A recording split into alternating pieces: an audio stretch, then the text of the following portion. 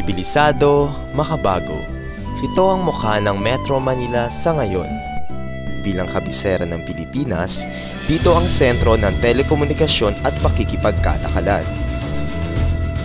Sa likod ng mga nagtataasang establishmento at istruktura sa Metro Manila, mayroon pa ring bahagi nito ang tila na pag-iwanan na ng teknolohiya at mabagal pa rin ang pag-usad habang patuloy na naghihintay ng pagbabago. Matatagpuan sa dulong parte ng Navotas ang isang isla ng nasirang paraiso at kinalimutang pangako. Ito ang Isla Pulo.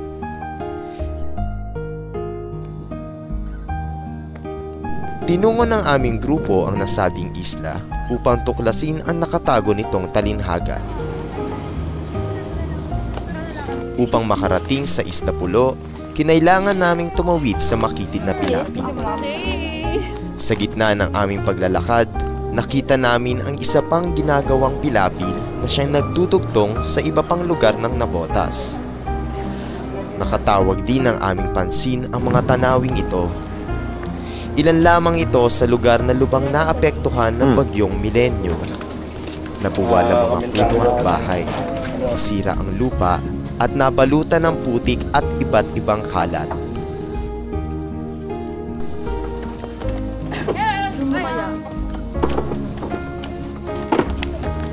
Pagkaraan ng mahigit kalahating oras na paglalakad, aming natunton ang Sitio Pulo. Kami ay tumawid sa isang lumang tulay na gawa sa kawayan. At ito ang aming nadatnan. Mga tagpi-tagping bahay. Pumugat din sa amin ang ganitong itsura.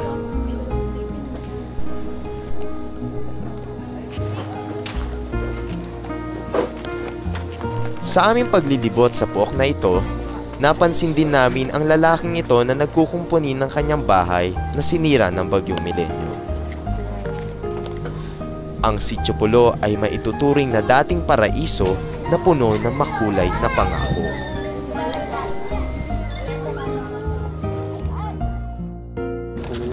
Kuya, para saan po yung mga kawayan na yan? Yan yung bayong pang serga sa putik. Karaniwan ng hanap buhay ng mga residente dito ang pangingisda, panghuli ng alimasag, hipon at alamang, gayon din ang paggawa ng lambat. Tapos na kayo manghuli? Anong hinuli nyo? Marami bang huli? Konti. Kaunti ngayon. Isa rin sa mahalagang produkto ng isla ay ang paggawa ng uling. Mahigit isang araw ang inaabot upang matapos ang proseso ng pag-uuling. Iba't ibang kahoy ang ibinibilad at inaayos bago isalang sa pugon. Si Mang Jerwin ay isa lamang sa maraming residente sa Sitio Pulo na ang buhay ng pamilya ay nakadepende sa pag-uuling. Kuya, pakikwento po kung paano po ninyo ginagawa yung mga uling. Ganyan nga, sinasalansan. Tapos sindihan. Tapos sindihan, tatakpan na ng lata. Mga ilang araw po tumatagal yun o ilang oras? 2 araw. Sa kabila ng panganib na dulot sa kalusugan ng usok mula sa pag-uuling, hindi alintana ng mga mag-uuling ang epekto nito. Ang mahalaga ay maitawid nila sa gutom ang kanilang pamilya.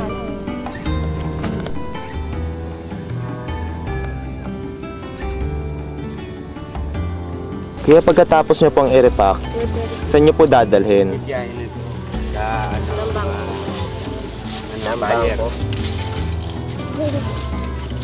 Kasi pag nagbukas ka ng dito, ulingan, dispose agad ka yun. Dinedispose agad. Magkano po kinakita nyo sa pag-uuling? Kung ilan ang labasan ng isang salang? Yung isang plastic po, magkano? 4 pesos. 4 pesos. Bali ang isang sako, 100. 100. Sabihin na nating arawan, magkano po ang kinikita po ninyo? Tapos sa araw, mga 300 po. Hindi lamang sa kalusugan nakakaapekto ang pag-uuling. Ang usok na nanggagaling sa ulingan ay direktang napupunta sa mga puno ng bakawan na siyang nagiging sanhi ng pagkalagas ng mga dahon nito. Aming pinuntahan na mismong ulingan na malapit sa puno ng bakawan. Subalit pagpunta pa lamang namin ay kami nahirapan na dahil sa maputik at malambot ang lupa na dinaanan namin.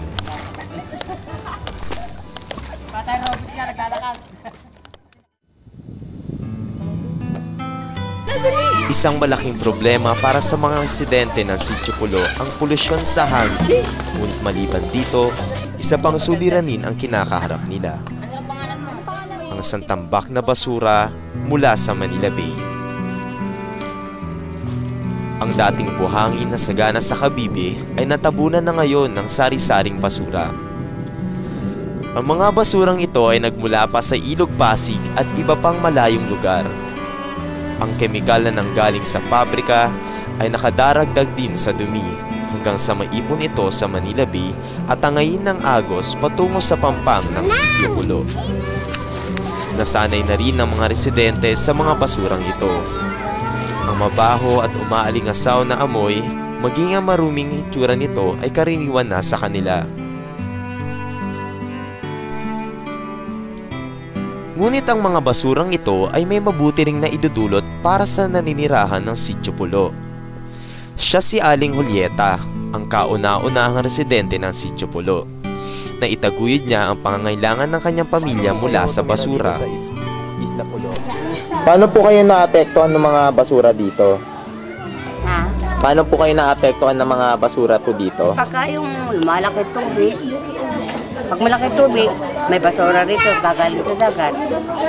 Pagka naman pag lumaki ang tubig, hindi naman tatangay ito ng tubig, natutuyo rin. Dito rin naiiwan. Naiiwan eh. Naiiwan din dito. Palagay niyo po, nakakatulong din po sa inyo yung basura? Basura na yan. Hindi na, nag-aalis niya ako dyan. Kasi naalis ka basura dyan. Samantala, maging inumin ay problema rin ng mga taga-Sitio Pulo. Paano po yung tubig nyo dito? Saan po kayo kumukuha? Sa singko. May bayad? Babangka. May bayad? Oo. Piso sang piso sang container.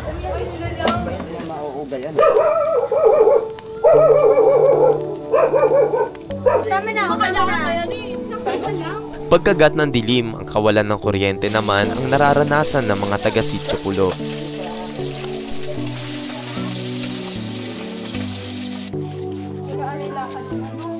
Sinubukan naming libutin ang paligid nito at aming namataan si Mang Boyet na nagsusunog ng basura. Kaya madalas po ba kayo magsunog ng basura? Madalas po kayo dahil marami kasi sa pamamahay natin. Kailangan sunugin. Ano po to gabi-gabi lagi? Agabi. Ay, sari-sari po may plastic, may kahoy. Halimbawa, kung malakas ang hangin, magkabagat. Hindi ko magapa. Hindi, ano ko na. Halimbawa, babantayan ko yan. Kung saan lang siya mamatay, yun Kung pwede saan siya matulog. namamatay, hindi niya binubusan ng tubig. Tanging gasera lamang o kandila ang nagsisilbing tanglaw sa kariblang bumabalot sa Sitio Pulo.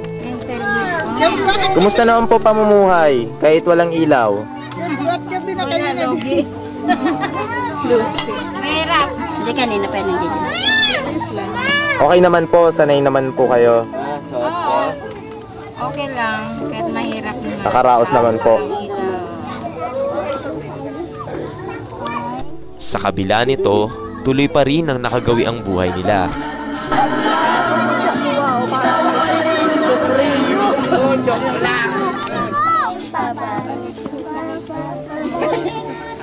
Sige, yan. Sige.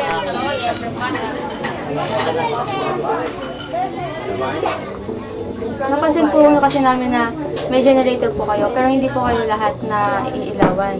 Paano po yung proseso po nung generator doon? Kasi yung sa generator, may binabayad yun na 20 or 10 pesos. Araw-araw. Oh, araw-araw yung para sa gasolina na ginagamit doon.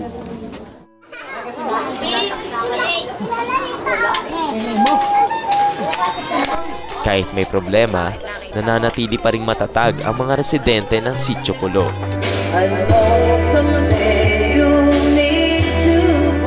Ang masayang samahan nila ang dahilan upang di sila magpadala sa mga problema. Sila ay may kani-kanyang libangan at gawain bilang pampalipas oras.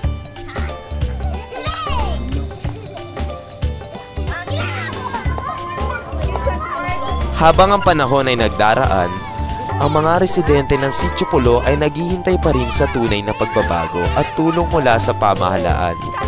Patuloy pa rin ang paghahanap sa pag-asang tila mailap.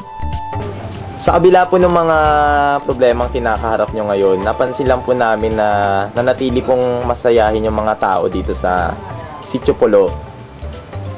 Palagay nyo po bakit?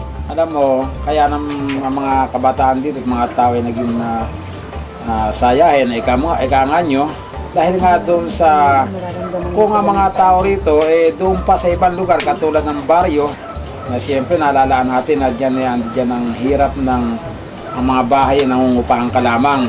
Dito yung nagiging malaya sila at hindi nila masyadong iintindi yung katulad ng pagpapaupa sa bahay. Dahil kahit kaprasong barong-barong na meron kami rito, malaking bagay yon sa mga kabataan na siyempre kahit mga bata yan, iniisip din naman yan yung bukas makalawa, ano kaya ang kakanin namin o yung ang aming kabuhayan o yung pagbabayad sa bahay. Kaya ang mga bata rito, yun ang isa sa nagiging masiyahin, hindi na sila nag-iintindi. At kaya nga yung dito, pag andi dito sila, kahit pa kaunti-kaunti na napupulot na meron silang ipinambibili ng kanilang kabuhayan. Maging ang mga batang ito ay puno ng pangarap para sa Sitio Pulo. Sa kabila nito, maituturing pa rin na isang magandang halimbawa ang Isla Pulo ng komunidad na pinagbuklod ng mabuting pagsasamahan. Kahit pasabihin ito ay lugar na nasirang paraiso at kinalimutang pangako, mananatili pa ring buhay ang kultura nito.